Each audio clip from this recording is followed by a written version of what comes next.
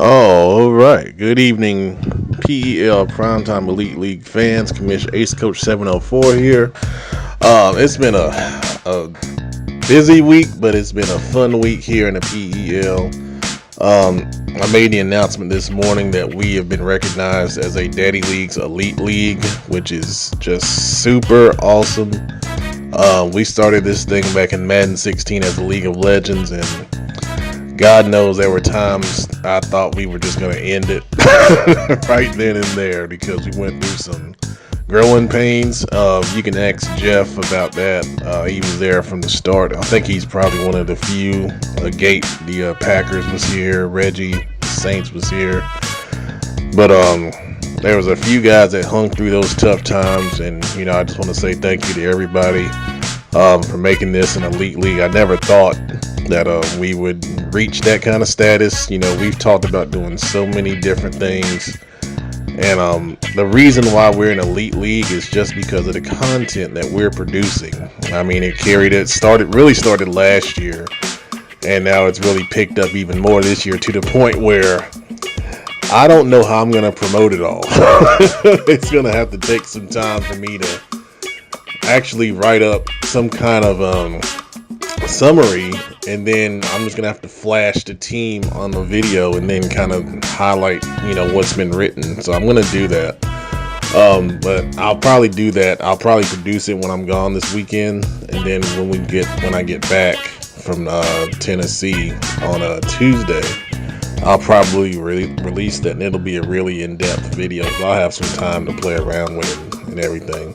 But anyway, this is the first edition of our quarterly power rankings. We do them every 4 weeks, and we have one game being played now. So we pretty much had the records, and I kind of group everyone together by record on this, but it's kind of my own opinions within those groups of who's better than who. So we're going to go ahead and get started. On the screen, you're going to see our first screen, and that's the bottom feeders. And I don't mean that in a bad way, but that's just where you are right now. But you can always come out of the bottom feeders, and we've had people come from the bottom and get to the top. So we'll see if we have someone in this group that can do that this year. But we got the Bears at 32. Obviously, they were gone on vacation. They just got back today. 31, the Steelers. They've been open with CPU. We have a user now. We are a full league. Thank goodness. Very nice young man. I enjoyed talking to him.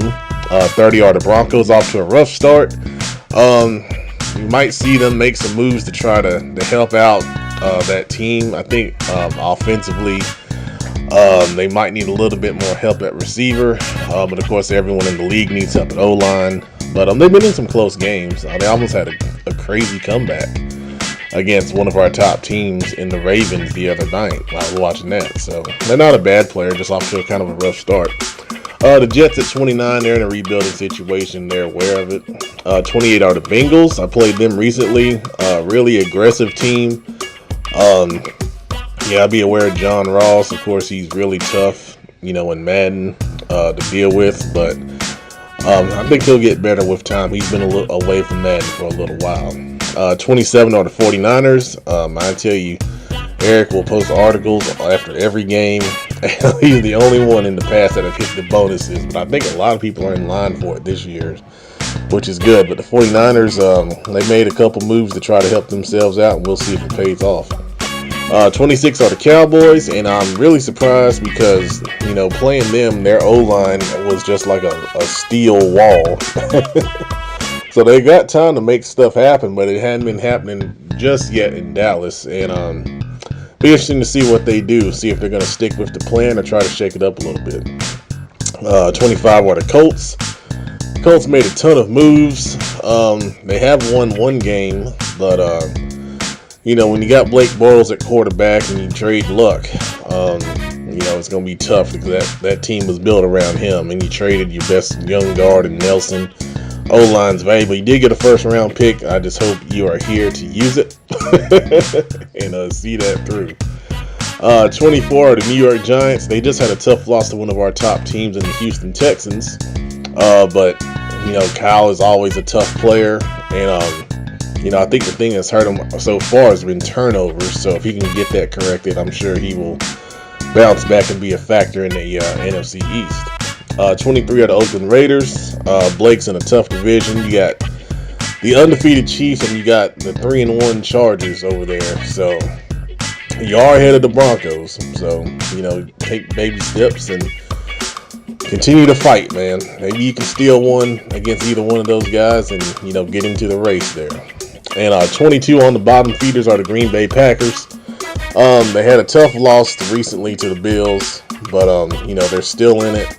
1-3, they're not out of it by any stretch of the imagination. I think that division is still wide open in the NFC North.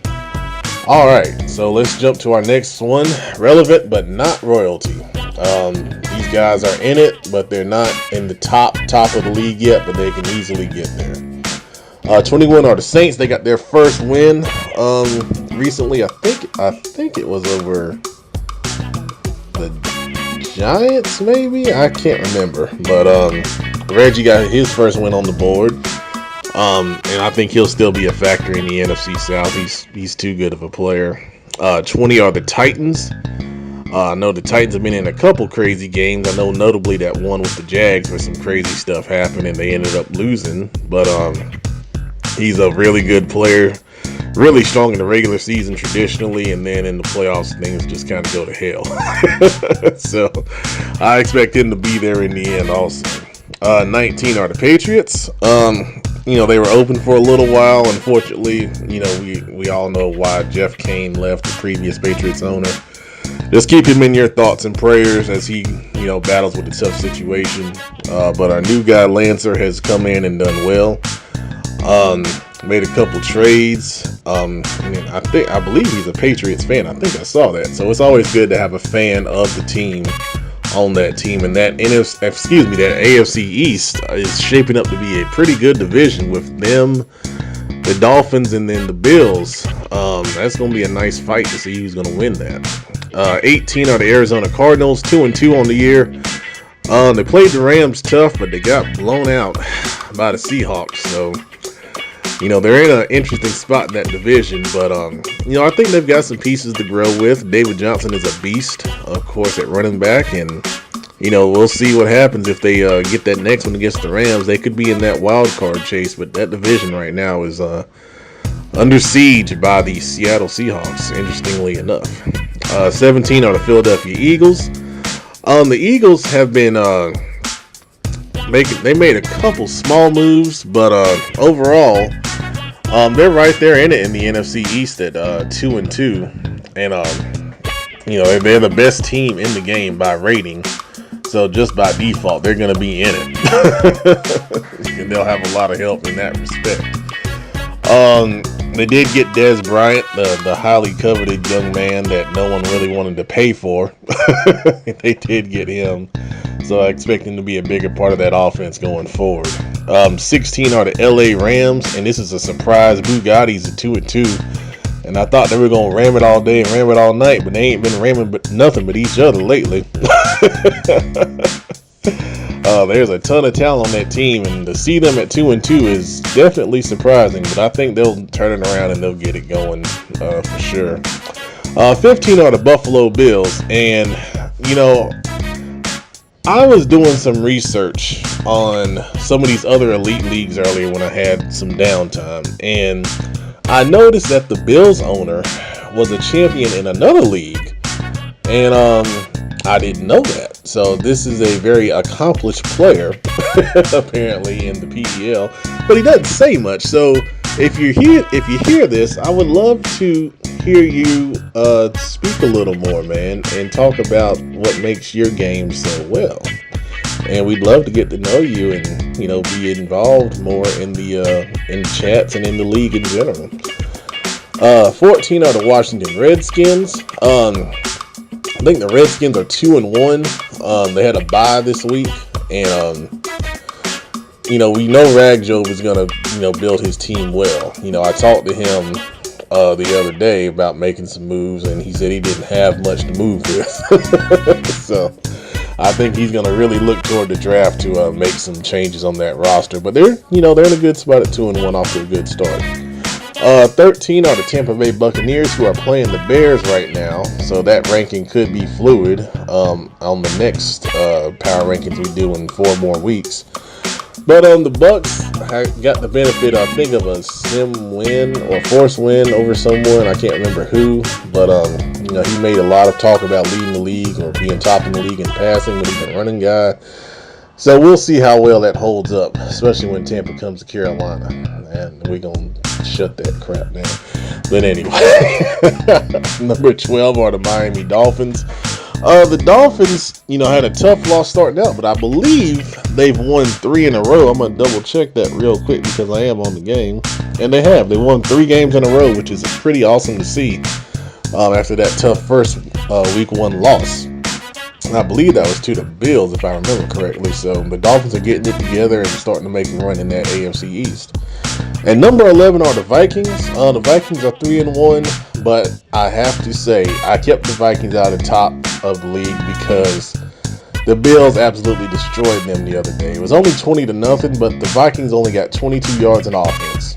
And if you get 22 yards of offense in one game, I can't put you in the elite of the league. I'm sorry, I can't do it, man. But I love you, Aaron, and thank you for that trade once again. All right, so we're gonna jump to the elite of the PEL, the Primetime Elite League, Daddy League's Elite League Top 10. Alright, so number 10 are the Detroit Lions. I watched some of his game against the Jets, and he is the master of zone play because he played too much damn zone. So, we've already talked about that, I'm just kidding. But they're off to a good 3-1 start in the NFC North. And like I said, I think that division is going to go all the way down to week 17. Number 9, the Atlanta Falcons. Their only loss was to me, yours truly. And, we know about all the talent in Atlanta. Matt Ryan and those guys are going to be there at the end. In that game, I think that was probably the best game I played, all year out of the 3 that I've played. So, super talented team on both sides of the ball. They're going to be there. Number 8 are the Jacksonville Jaguars. Once again, we talk about talent. This is another supremely talented team with a good user in Jeff. DJ Chark at receiver has stepped up and made some big plays. I think he's among the top leaders in the league in receiving. And I don't understand, if you're a PEL veteran, Jeff is going to have a speed guy going deep on at least 50% of his passes, and you need to play your defenses accordingly. I don't know how that keeps happening, but you guys have got to start thinking about who you're playing and know their tendencies if you want to be better. Now, if you don't, then that's fine. Number 7, the Los Angeles Chargers, Deontay. Deontay is 3-1. You will know when he loses because there's going to be some complaints, but he does it in a respectful manner. I'm just kidding. Deontay is one of my favorites because, he really, studies the game well. And I know he's active on Twitter and some other platforms talking about Madden. And those are my favorites, the one that really get into the game, because I get into the game too and try to understand, the little intricacies that make the difference. Number 6 are the Baltimore Ravens. This is the first of our undefeated teams. They are, I gotta double check that record there. They are 3-0 on the year. They had a scare against the Broncos. It was a close game. The Broncos almost come back and won, but Lamar Jackson's doing a good job. I don't think he's got a lot of rushing yards yet, but he's done a good job in leading the offense. And, they're doing what they need to do to win games. And in that division, it's going to be a nice 2-team battle between them and the Browns, who we haven't heard from yet. But you know where they are because you see the screen. To see who comes out on top there. I think that's going to be a really, really nice 2-team race there. Number 5 are the Kansas City Chiefs, and the Chiefs have started out well, and they are 3-0 as well. They're going to get a forced win to go to 4-0 because the Broncos owner could not meet up today. But the Chiefs have supreme talent. They have enough talent at receiver. They made a trade today with me and gave up Chris Conley, and I gave him a 2nd-round pick. And pretty much for me, I traded Devin Funchess for Chris Conley. And for me, Chris Conley is a perfect complement to Stephon Diggs and fits in our system perfectly. But the Chiefs won't feel that loss because they got Tyreek Hill and they've got the other guy across from, I forget who. I was looking earlier, but Sammy Watkins. That's right. So you got those two. You can afford to lose someone like Conley, and they'll be just fine. And then that brings us to number 4, the Carolina Panthers. The biggest thing that I've only played 3 games, but the biggest thing that we've done well is defense. In those 3 games, we've given up a total of 20 points, and to have that happen against some pretty decent teams, and especially the Cowboys and the Falcons, we are playing well defensively, and in doing that, we've made some moves to make some upgrades in some areas where we were a little weaker. Getting some veteran players and then some guys that fit our scheme well. So hopefully we're able to keep it on and avoid the injury bug. But my right tackle's my best lineman's out like 7 weeks still. So we'll see what happens. Number 3 are the Cleveland Browns, and I have to tell you, I saw them in a crazy game against the Saints where I just knew that the Saints were gonna win. The Saints were up, I believe, by 8 or 7. No, they were up by 6. And the Browns only had like 1 timeout left, and it was like 2nd down. And then the Saints tried to throw the ball, and it was incomplete. And then on the next play, they had a sack. And so the Browns were able to come back and win it on the last play, making a long story short. And when I saw that, I said, well, they've got to be a top team because they're doing it with young players, and they're playing well and they're winning games, and that counts for a lot, especially when you can win clutch games. Number 2 are the Houston Texans, and the Texans are 4-0 as well.